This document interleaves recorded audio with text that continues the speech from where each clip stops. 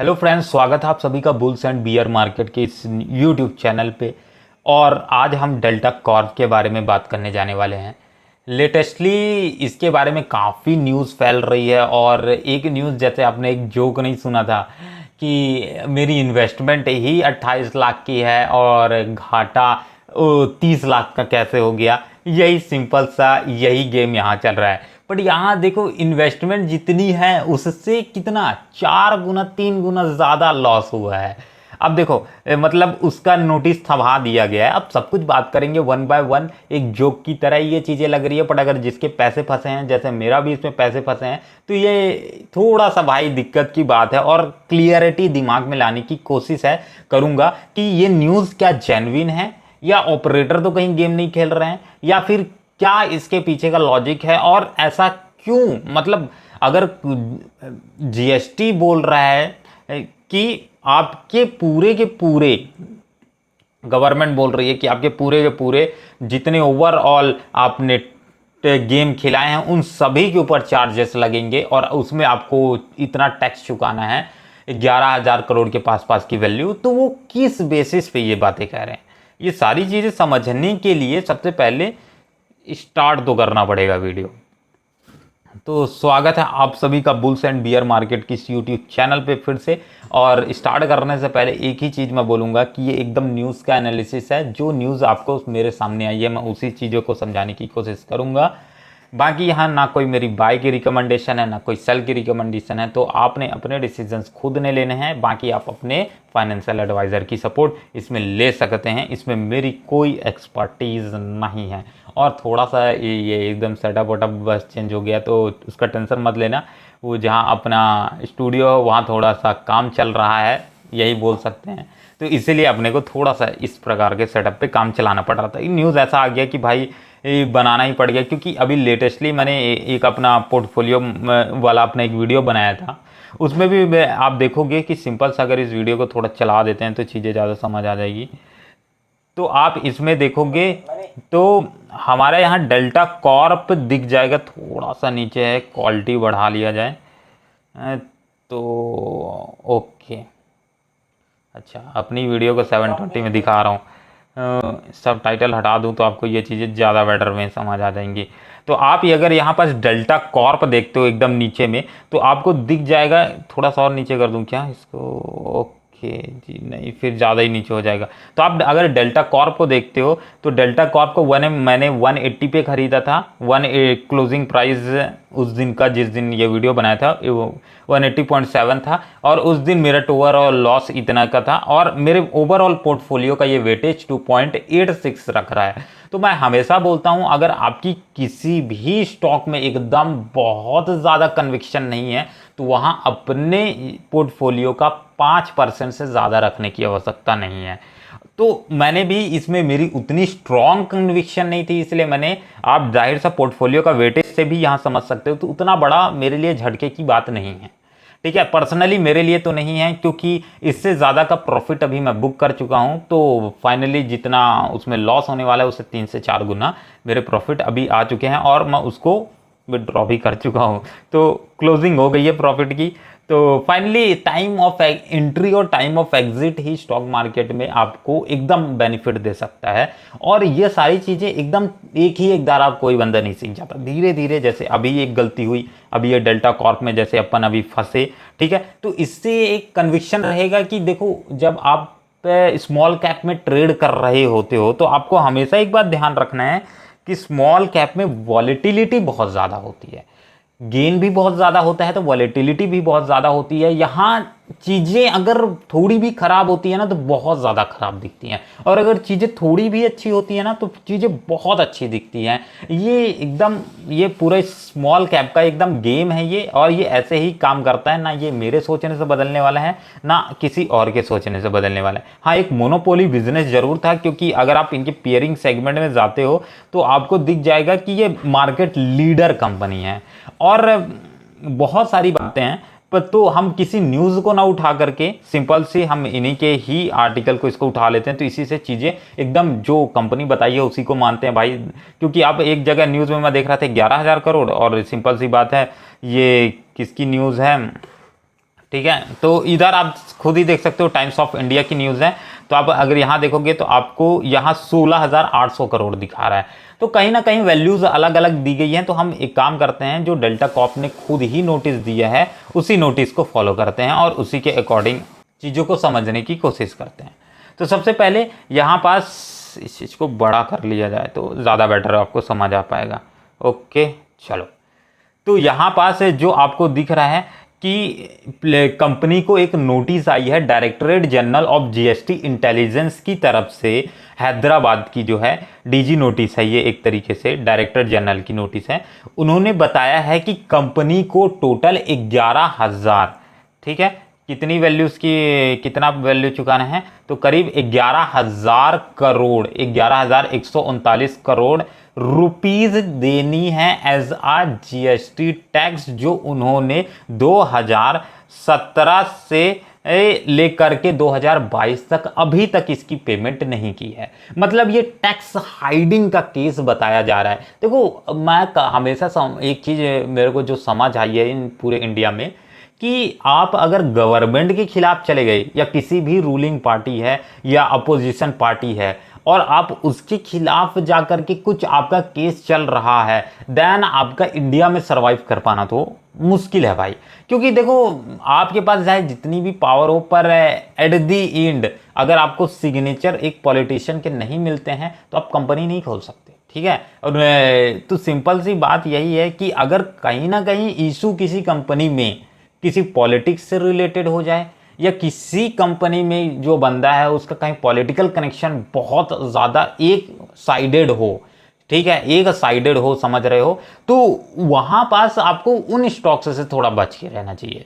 तो ये चीज़ें हमें बहुत बेटर कन्विक्शन देती है। और ये मैं किसी भी पार्टी को लेकर के बात नहीं कर रहा हूँ, एट द एंड इंडिया में सब चीज़ इसी प्रकार से ही काम करती है। तो जैसे आपको देखोगे तो Reliance is the one of the industries जिसका एकदम ना तो इस पार्टी के साथ, ना बी पार्टी के साथ, ना सी पार्टी के साथ और ना ही एस पार्टी के साथ, किसी पार्टी के साथ उसका एकदम झगड़ा नहीं है। मतलब उसका बैलेंस बना के आता है। इसलिए रिलायंस इंडस्ट्री इंडिया की सबसे बड़ी इंडस्ट्री है, सबसे बड़ी कंपनी है। तो आपको ये चीज़ देखना है कि कहीं ना कहीं अगर ऊपर वाला बंदा खुश नहीं होगा तो फिर नीचे आपको दुख ही सहना पड़ेगा। और ये सारी चीज़ें होती हैं। अगर हमें इतनी ज़्यादा न्यूज़ नहीं मालूम है, बट अगर कंपनी ने ऐसा कुछ दिया है देन यार थोड़ा तो गड़बड़ नहीं है, यहाँ बहुत ज़्यादा गड़बड़ हो चुकी है। और अगर आप बैक टू बैक उठा के देखते हो तो ऐसा बहुत सारी कंपनी इसके साथ हो चुका है। जैसे मेजर प्लेयर आपके थे जैसे टेलीकॉम सेक्टर में आइडिया, वोडाफोन, बाकी और वगैरह वगैरह जो कंपनीज थी उनके साथ ऐसा हो चुका है। तो एक समय पे ये सेक्टर, इसके अलावा हाउसिंग सेक्टर एक समय पे पूरा का पूरा मंदी पे आ गया था। और क्योंकि देखो एक समय पे हॉस्पिटलिटी सेक्टर और अभी तक एक सेक्टर जो है इसमें से इथेनॉल सेक्टर वाला, जो हम शुगर इंडस्ट्री की बात कर रहे हैं, वो सेक्टर अभी तक मार खा रहा है। तो आप देखोगे ना तो जैसे हिंदुस्तान शुगर है, ठीक है, तो उधर साइड अगर शुगर वाली इंडस्ट्रीज में देखोगे तो एक आपको चीज़ें समझ आ जाएगी कि उससे एक सेगमेंट से पहले वो चीज़ें बहुत इंडस्ट्री बूम बूम चल रही थी। बट गवर्नमेंट ने एक बार भैया बोल दिया कि आपको शुगर तो बनानी ही पड़ेगी, हम नहीं जानते, आपको शुगर तो बनानी ही पड़ेगी और लोगों से गन्ना लेना ही पड़ेगा, किसानों से। अब इसमें स्मॉल कैप अगर कंपनी है और उसके पास इतनी ज़्यादा इफिशिएंसी नहीं है, देन वो कंपनी निपट ही जाती है। जैसे हिंदुस्तान शुगर टाइप का एक समय पे बहुत अच्छा स्टॉक प्राइस चल रहा था, आज निपट करके इतना कम आ गया भैया, 2 डिजिट वैल्यू पे आ गया है। तो आप समझ सकते हो कि इंडिया में पॉलिटिक्स बहुत मैटर रखती है किसी भी कंपनी में, ठीक है। अब देखो छोटी से ठेले तक में अगर इतनी ज़्यादा कन्विक्शन रखती है गवर्नमेंट, देन यार आपको कहीं ना कहीं समझना होगा, ठीक है। बाकी हम किसी भी चीज़ की, किसी भी पार्टी के बारे में नहीं बोल रहे हैं, एट दी एंड ये इंडिया में ऐसे ही चीज़ें काम करती हैं। तो ये चीज़ें आपको समझ आई। तो अभी अगर हम बात करें तो 2017 से लेकर के 2022 तक, मार्च तक इनको जो इन्होंने टैक्स में बचत की है यानी टैक्स चुराए हैं उसको इनको पेमेंट करना है। अब ध्यान से देखो, बाकी सारी चीज़ें आप चाहो तो यहाँ से पढ़ सकते हो, आपके लिए मैं एकदम खुली छूट दे देता हूँ, तो आप ये डाउनलोड करके आराम से पढ़ सकते हो। बाकी ये वाले को हम थोड़ा देर में डिस्कस करेंगे। तो इन चीज़ों को समझते हैं एक्चुअल में ये चीज़ें बोल क्या रही है, तो आपको एक बेटर कन्विक्शन मिल सके डेल्टा कॉर्प के बारे में। तो सिंपल सा देखो क्या हो रहा है चीज़ें कि डायरेक्टरेट ऑफ जीएसटी ने बोला कि आपको 11,000 करोड़ के पास की ये जो टैक्स वैल्यू है उसको चुकानी है। ठीक है, अब ये टैक्स वैल्यू चुकानी तो एक तरीके से समझ आता है, बट उन्होंने ये बोला कि ये चीजें आपको टोटल ग्रॉस सेल के ऊपर चुकानी है, यानी ग्रॉस जो भी पूरी की पूरी गेम खेले गए हैं उसके ऊपर चुकानी है। अब ध्यान से देखो, ग्रॉस गेम जो खेली गई है वो ऐसा तो होता ही नहीं है कुछ। मान लेते हैं आपकी कोई कंपनी है, ठीक है, अगर मान लेते हैं सिंपल सी बात है, आपकी कंपनी एक ऐसी कंपनी है जो आप एक क्रिकेट लोगों को सिखाते हो। इंडिया में क्रिकेट का बहुत क्रेज चलता है, तो हम क्रिकेट से एग्जांपल ले लेते हैं। तो आपकी कंपनी क्रिकेट सिखाती है बच्चों को, बूढ़ों को नहीं ठीक है, बच्चों को सिखाती है, लड़कियों को सिखाती है, और लड़कियों को फ्री में भी सिखा देती है, चलिए मान लेते हैं। तो आप उसमें से जो भी बंदा आपसे क्रिकेट सीख के गया, उसने जो आपको फीस दी, उस फीस के ऊपर ही ना आप टैक्स चुकाओगे। सिंपल सी बात है, उस फीस के ऊपर ही ना टैक्स चुकाओगे कि आप उस पूरे के पूरे जो, अगर मान लेते हैं कि एक जो इतना आपका जो फीस हुआ वही आपका रिवेन्यू है, बट मान लेते हैं इसमें जो बंदा सामने वाला जो लड़का है वो गेम खेल रहा है, मतलब क्रिकेट खेल रहा है, क्रिकेट जो खेल रहा है उस पे उसने पर्सनल जो खर्चा किया है गेम में, उसके ऊपर भी टैक्स लगेगा। अब सिंपल सी ये चीज का बताओ, तो जाहिर सी बात है ऐसा कभी होता नहीं है। ठीक है, मतलब हम अगर बात करें कि अगर कसिनो वाले केस में क्या हुआ कि आपके पास जितना भी गेम, मतलब एक बंदा आया कसिनो में और उसने 3 पत्ती खेली और बोला कि भाई कि मेरे 1 लाख रुपए लगा देना, तो भैया 1 लाख रुपए उसके लग गए। अब 1 लाख रुपए में जो डेल्टा कॉर्प का प्रॉफिट आता है वो दैट्स अबाउट कितना, अगर यहाँ पर आप प्रॉफिट एंड लॉस से जाओगे तो इनका ऑपरेटिंग प्रॉफिट मार्जिन कितना आ रहा है, आप 34%, 36%, यानी कभी मतलब 25 to 30% का उसमें वैल्यूज में आ जाता है। तो वो 1 लाख रुपए के ऊपर नहीं आ रहा है, यानी जो 1 लाख रुपए का जो गेम खेला, उस एक गेम का बंदे का मान लेते हैं इन्होंने चार्ज लिया 1,000 रुपए। ठीक है, एक लाख का खेले, 10 लाख का खेले, उनको कोई लेने देने नहीं है। मान लेते हैं पर गेम का इन्होंने 10,000 रुपए चार्ज किया, 1,000 बोला था, अभी 10,000 कर देते, 10,000 रुपए चार्ज किया। अब 10,000 रुपए जो चार्ज किया गेम का, वो 10,000 रुपए ही इनकी इनकम में आएगी, जो यहाँ इनके प्रॉफिट एंड लॉस में दिखाई देगी। हाँ, अब प्रॉफिट एंड लॉस में जो इनकम दिखाई देगा, यानी सेल्स दिखाई देगा, वो 1,000 करोड़ ही दिखाई देगा, और 1,000 करोड़ के ऊपर ही तो ये स्टेट जीएसटी और सीजीएसटी देंगे। हाँ भाई, यही होता है चीजें। बट यहां क्या बोला गया कि वो जो 1 लाख रुपए गेम में लगाए गए थे ना पैसे, है ना, उसके ऊपर आपको टैक्स देना है। अब सामने वाला बंदा ये बोलेगा कि भाई अगर सामने वाला 1 लाख रुपए लगा रहा है तो वो 1 लाख रुपए मुझे थोड़ी ना दिए दे रहा है, वो मेरे सेल्स में 1 लाख रुपए थोड़ी ना आ जा रहा है, उसका तो मेरे पास से कुछ अमाउंट ही आ रहा है, 2% 3% ही आ रहा है, तो वहां का वैल्यू जो मेरे सेल्स में दिख रहा है उस पे ऊपर टैक्स लगना चाहिए ना, ग्रॉस गेम प्लेड के ऊपर या बिड के ऊपर। मतलब ये सेंस मुझे भी समझ नहीं आया कि एक अगर गवर्नमेंट ने कुछ किया है तो सोच समझ के ही किया होगा, और ये एलिगेशन अगर चीजें लग रही हैं, कंपनी भी बोल रही है कि हम इसके ऊपर अगेंस्ट इसके जाएंगे और कुछ फाइलिंग वगैरह करेंगे क्योंकि ऐसा इलीगल है वगैरह वगैरह, कंपनी का भी कहना है।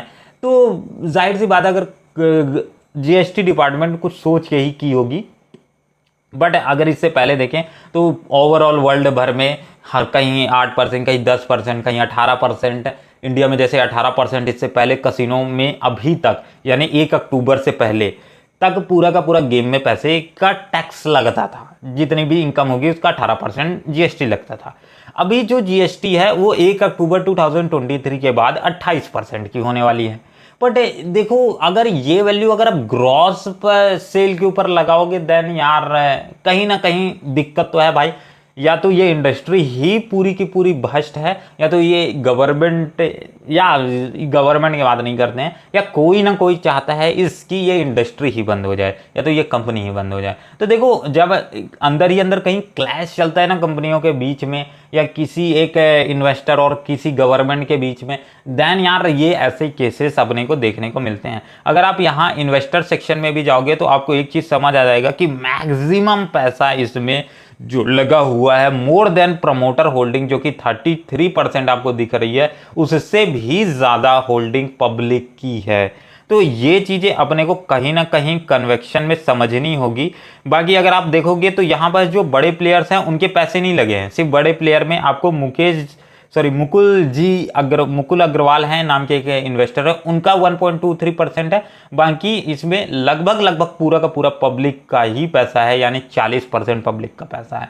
तो कहीं ना कहीं दिक्कत अपने को लग रही है कंपनी में है भाई, क्योंकि अगर ब्रॉड प्रोस्पेक्टिव में भी आप इन चीज़ों को समझने की कोशिश करते हो तो ये क्लियरिटी रखना जरूरी है कि भाई अब क्या कर सकते हैं। ठीक है, तो क्या कर सकते हैं ये चीज़ें अब थोड़ी समझने की ज़रूरत है। तो अगर आप एक चीज़ और मैं हमेशा समझाना चाह रहा था कि अगर इनके आप प्रॉफिट एंड लॉस में जाओगे तो आपको एक चीज़ बहुत बेटर सी बात समझ आ जाएगी, जो मैं शुरू में वीडियो के बोला था कि 28 लाख का इन्वेस्टमेंट और 30-32 लाख की लॉस। तो भाई अलग से अपने घर से पैसे दो। ऐसा जैसे आप कहीं मान लेते हैं आपने एक चिट फंड, वैसे तो कभी करना नहीं चाहिए स्कीम वगैरह में, चिट फंड वाली स्कीम में कुछ नहीं। ठीक है, मान लेते हैं आपने स्क्रैच किया कुछ, एक कार्ड आपने 10-100 रुपये का खरीदा और स्क्रैच किया। अब यार केस ऐसी हो रहा है ना, क्योंकि गेम वाली कंपनियां तो थोड़ा रिलेट करते हैं, मजे लेते हैं। तो हुआ क्या कि मान लेते यही कंपनी है, मतलब ये कंपनी नहीं, सॉरी ये बहुत रेप्यूटेड कंपनी है, इसके बारे में नहीं। तो मान लेते ABC नाम की एक कंपनी है जिसपे से आपने स्क्रैच कार्ड लिया और आपने स्क्रैच किया, 100 रुपये का स्क्रैच कार्ड आपने खरीदा। जब आपने स्क्रैच किया तो उसमें लिखर के आया कि -10 रुपये। ओ भाई साहब, -10 रुपये, यानी आपने 100 रुपये तो दिए ही, अब आपको -10 रुपये, देखो +10 रुपये होता तो आपको 10 रुपये दे देता वो बंदा, पर -10 रुपये यानी आपको 10 रुपये अपनी जेब से और देने हैं। अरे ऐसा गेम थोड़ी ना होता है। चलो ये गेम तो नहीं है, ये इन्वेस्टमेंट है। तो 2017 से लेकर के अभी 2022 तक जो इनकी ओवरऑल अगर आप देखोगे तो कितना आ जाएगा टोटल, 455, 608, यानी ये इसको ले लेते 4 10 7 17 17 7 17 1 18 18 7 कितना हो जाएगा, 8 2 10 यानी 25 25 4 29 29 6 29 6 35, यानी लगभग 3,500-600 करोड़ का यहाँ गेम आ रहा है, यानी पूरी सेल आ रही है। अब 3,600 करोड़ की सेल और उसके ऊपर आप बोल रहे हो कि 11,000 का आपको टैक्स दे रहा है, तो बंदा कहाँ से लाके देगा भाई। इनकी तो पूरी की पूरी अगर आप ये बैलेंस शीट को ही देखते हो ना तो आपको एक चीज़ समझ आएगी। तो टोटल रिजर्व या टोटल बैलेंस शीट या टोटल एसेट आप देख लो तो वही 2,536 करोड़ के हैं। और एक चीज़ और आपको एक मज़ेदार चीज़ दिखाता हूँ कि अगर आप कंपनी का ओवरऑल मार्केट कैप देखोगे तो वही आपका 4,697 करोड़ का है। अब एक चीज़ आप समझो कि कंपनी की ओवरऑल वैल्यू ही 46-47 करोड़ है। अब बंदा ये बोलेगा कि भाई 11,000 करोड़ का आप टैक्स चुका, वो बोलेगा भाई मैं कंपनी में कल माचिस ना मार दूँ, कंपनी में मैं माचिस मार के निकल जाऊंगा डायरेक्ट। भाई अलग से मेरे को ऐसी एक समय पे केस नहीं हुआ था इंडिया में कि जब बाइक के ऊपर हेलमेट कोई नहीं पहनता था, ट्रैफिक रूल्स को ब्रेक करता था, वो बहुत अच्छा रूल आया था वैसे। ठीक है, काफ़ी इंडिया में ना सुधार हो गया था एकदम, बहुत इंस्टेंट जो बोलते हैं। बाकी पता नहीं क्यों बंद कर दिया गया, बट देखते हैं। चलो, तो उसके अंदर क्या हुआ था कि सिंपल सा आपको बोला जाता था कि अगर आप हेलमेट नहीं है, आपके पास लाइसेंस नहीं है, अगर आप अपने बाइक का या कार का इंश्योरेंस को फिर से रिन्यू नहीं कराते हैं, देन आपको भैया बहुत बड़ा एकदम अमाउंट लग जाता था, 30,000 40,000 50,000 का। तो सामने वाले बंदे ने, एक मैं वीडियो देख रहा था भाई, उठाया माचिस, पेट्रोल की टंकी खोला और मार दिया माचिस ब्लास्ट। बोला इतने की तो मेरी बाइक नहीं है जितना इसमें पूरा का पूरा मेरे को अभी चुकाना पड़ रहा है, जाए भाड़ में। तो ये इंडिया का यही गेम है भाई, इंडिया में ऐसे ही लोग करते हैं एकदम पागल टाइप का, और हम भी वैसे ही करते हैं। बाकी हम में और उनमें कोई फ़र्क है नहीं। तो ये मैं चीज़ें समझाना चाह रहा था कि ऐसा ऐसा हो रहा है। अब एक चीज़ आखिरी में टेक्निकल की बात कर लेते हैं, क्योंकि टेक्निकल आपका भी फेवरेट है, मेरा भी फेवरेट है, बाकी टेक्निकल सभी का फेवरेट है। तो ये चीज़ समझते हैं कि कंपनी कहाँ तक गिर चुकी है और कंपनी के आने वाले समय में कहाँ तक गिरने के आसार दिखाई देते हैं। तो अभी कंपनी जिस वैल्यू पे ट्रेड कर रही है, अगर उस वैल्यू को उठा लिया जाए देन तो ये आपकी ये वाली पूरी की पूरी रेंज है, मतलब कंपनी यहाँ आती है। ये कंपनी कब से यहाँ पास से गेम खेल रही है भाई? कंपनी 2017 से, ये देखो मार्च 2017। वाह क्या गेम है। मतलब आपकी जो डाटा आया है जहाँ पास से वहीं से ये चीज़ें, चलो ठीक है, जब कुंडली मिलता है तो भाई पूरी तरीके से ही मिलता है। तो यहाँ पास से अगर आप देखोगे तो इस वाली रेंज से ये बार बार बाउंस बैक किया है, बार बार ये चीज़ें। अब मैं ये नहीं बोल रहा हूँ कि भैया यहाँ से बाउंस बैक करेगा, यहाँ कोई मेरी बाय या सेल की रिकमेंडेशन नहीं है, ये बात आपको ध्यान रखनी है। आपने अपने डिसीजंस खुद नहीं लेने हैं। मैं तो बस ये समझाने की कोशिश कर रहा हूँ कि ये रेंज देखोगे तो आपको ये रेंज से ये चीज़ तो समझ आ जाएगी कि ये बार बार यहीं से बाउंस बैक की थी। तो ये एक स्ट्रॉन्ग इसकी सपोर्ट है। बाकी मुझे नज़र नहीं आती कि कल जब मार्केट खुलेगा या मार्केट जब खुल चुका है देन ये इतनी ज़्यादा स्ट्रॉन्ग कन्विक्शन के साथ ये वाला टारगेट आने वाला है। क्यों? क्योंकि ये इस टारगेट को ब्रेक करेगा, लगभग बोल सकते हैं करिएगा ही। बहुत ज़्यादा पॉसिबिलिटी है क्योंकि इतना ज़्यादा खराब कंडीशन आ गया। क्योंकि जिस दिन फ्राइडे आया ना, फ्राइडे के एकदम एंड में नोटिस आया तो उस समय लोगों ने ध्यान नहीं दे पाया, इसलिए वहाँ से थोड़ा फॉल भी होना चालू हुआ। बट अगर ये इसकी सपोर्ट टूटती है देन इसके नीचे इसकी एक नेक्स्ट जो सपोर्ट अपने को दिखती हुई नज़र आ रही है, दैट्स ये वाली एक सपोर्ट अच्छी है। वैसे यहाँ पास से भी काफ़ी बार ये बाउंस बैक किया है ये रेंज से। तो एक ऊपर वाली रेंज ये हो गई, नीचे वाली रेंज ये हो गई। तो नीचे वाली रेंज इसके अकॉर्डिंग अगर बोला जाए तो कहीं ना कहीं स्टॉक के कल के रेंज में या फिर अभी 3-4 दिन के रेंज में यहाँ से लेकर के यहाँ तक यानी 15% नेट टू नेट फॉल होने के चांसेस हैं। ये एक टेक्निकल के अकॉर्डिंग आ रही है। अगर कंडीशन बहुत ही खराब इसके बावजूद भी आ जाती है और अगर जीएसटी डिपार्टमेंट बोल देता है भैया कि हम तो अपना केस वापस नहीं लेने वाले हैं, देन ये चीज़ें यहाँ नहीं रुकने वाली है। देन हमें इसका नेक्स्ट सपोर्ट देखना पड़ेगा जो हो सकता है बहुत ज़्यादा डेप्थ में आ जाए। तो एक ये सपोर्ट ज़रूर दिखती है। बाकी अगर ये एक स्ट्रॉन्ग सपोर्ट तो नहीं बोलेंगे कि ये एक रेंज सपोर्ट बोल सकते हैं। काफ़ी बार यहाँ तक मार्केट प्राइस गया है। अब अगर कंपनी यहाँ तक गिर जाती है देन आपको थोड़ा रिस्कर में चीज़ें देखना पड़ेगा कि इस वाली रेंज से ये 27% डाउन जा सकती है। तो ओवरऑल जो प्राइस है उससे स्टॉक प्राइस 38% डाउन जा सकता है। ये 2-3 रेंजेस हैं जिसमें स्टॉक प्राइस खेल सकता है। और अगर मान लेते हैं कंपनी को उतना टैक्स चुकाना ही पड़ा देन कंपनी माइट फॉल ये वाला रेंज जो कि इसका 69% की फॉल को दिखा रहा है। तो एक बहुत बड़ा नंबर आ जाता है 69% अगर बोलेंगे तो ये इसकी एकदम लाइफ टाइम लो के पास हो सकता है। और इस समय ये ट्रेड करने लगेगा आपका 50 to 53 रुपीज़ में, आपका 170 यानी 1/3 हो जाएगा आपकी पैसा। ठीक है, तो हमारा भी पैसा इसमें 1/3 हो जाएगा अगर हम रुके रहे तो अभी तो अब क्या कर सकते हैं, ये आपने अपने फाइनेंशियल एडवाइज़र से सपोर्ट लेना है। बाकी मैं जो एकदम मतलब चीज़ें जो समझानी थी इसके अकॉर्डिंग मैंने आपको बता दी है। बाकी ये आप अगर दूसरे अभी जो डेल्टा कॉर्प ने दूसरी रिपोर्ट दी है उसके अकॉर्डिंग अगर आप चीज़ें देखते हो तो आपको एक चीज़ समझ आ जाएगी कौन सी इनकी सब्सिडरीज है और उनको कितने का नोटिस आया है। जैसे डेल्टा कॉर्प लिमिटेड जो है उसको कितने 628 करोड़ का 28 करोड़ का आया है, लगभग इतना अमाउंट ऑफ टैक्स जो उनको चुकाने हैं। और इन्हीं की एक सब्सिडरी है हाई स्ट्रीट नाम से जिनमें इनको 3,289 करोड़ के पास चुकानी है वैल्यू। और उसी के साथ डेल्टा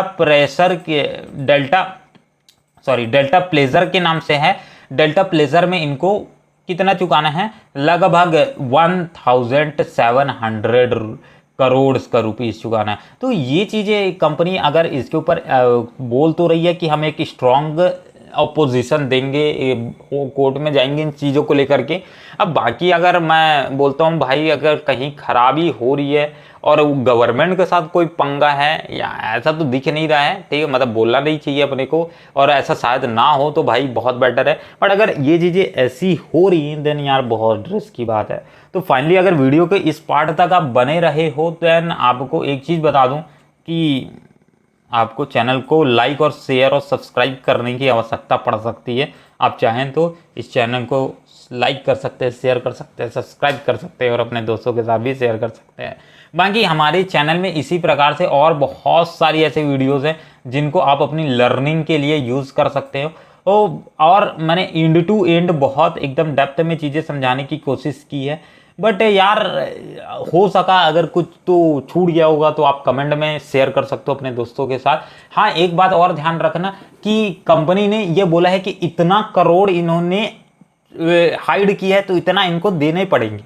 इसके अलावा एक और चीज यहां ध्यान समझने वाली बात है कि जो इनके ऊपर पेनल्टी है, यानी 11,000 करोड़ जो दूसरी कंपनीज जो बोल रही थी, जैसे टाइम्स ऑफ इंडिया की अगर आप आर्टिकल को पढ़ोगे तो 16,800 करोड़ का जो ये डाटा बोल रहे हैं कि इसलिए बोल रहे हैं क्योंकि जाहिर सी बात है 11,000 करोड़ का तो इनका net to net GST tax चुकाना है, और उसके ऊपर जो पेनल्टी 5 ईयर्स की बनती है उसके रेट के ऊपर बनती है वो अप्रॉक्स 16,800 करोड़ के पास पहुंच जाएगी। ये इसलिए बोला जा रहा है चीजें। तो अब आपने अपने डिसीजंस खुद नहीं लेने हैं। बाकी मैंने एक बहुत स्ट्रॉन्ग कन्विक्शन के साथ जो चीज़ें थी उसको आपके सामने रखा है। बाकी आप तो कल के मार्केट के ऊपर ही चीज़ें मैं अपने लेने वाला हूँ, तो आपने अपने डिसीजंस खुद नहीं लेने हैं। इसलिए मैं हमेशा बोलता हूँ कि अगर बहुत ज़्यादा कन्विक्शन ना हो किसी स्टॉक को लेकर के तो एक स्टॉक में भैया आपके पोर्टफोलियो का 5% से ज़्यादा लगा करके नहीं रखना चाहिए, और एक सेगमेंट में भी मत लगाओ। जैसे स्मॉल कैप में है तो स्मॉल कैप में घुसे पड़े हो। एक मिक्स हाइब्रिड बनाओ ताकि आपका अगर एक सेगमेंट गिर भी रहा हो तो आपको कहीं ना कहीं पूरे मार्केट का बेनिफिट मिल सके। तो इस वीडियो के लिए बस इतना ही रखने का मेरा मन चल रहा है।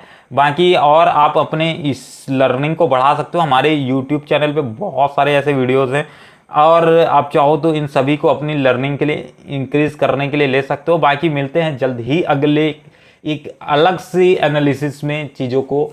अब देखो अपना अब एक स्पेसिफिक स्टॉक एनालिसिस लेकर के नहीं आएंगे, अब सेगमेंट एनालिसिस लेकर के आया करूँगा, क्योंकि अब चीज़ें हमारे लिए भी उतनी पॉसिबल नहीं है जितना एक स्टॉक को लेकर के बता पाना, क्योंकि देयर आर सम रिस्ट्रिक्शंस जो हम पे भी हैं। तो उसी कारण से हम एक फुल्ली वे में चीज़ें नहीं कर सकते। तो और ये चीज़ें हमारी एक्सपर्टीज़ में भी नहीं है, इसलिए हम हमेशा कहते हैं ना हमारी कोई बाय की रिकमेंडेशन है ना कोई सेल की रिकमेंडेशन है। तो आपने अपने डिसीजंस खुद नहीं लेने हैं। बाकी आप यहाँ से चीज़ों को लर्निंग पे जरूर ले सकते हो। तो इस वीडियो के लिए बस इतना ही रखते हैं। मिलते हैं जल्द ही अगले वीडियो में, तब तक के लिए अपना ध्यान रखिए। जय हिंद, जय भारत।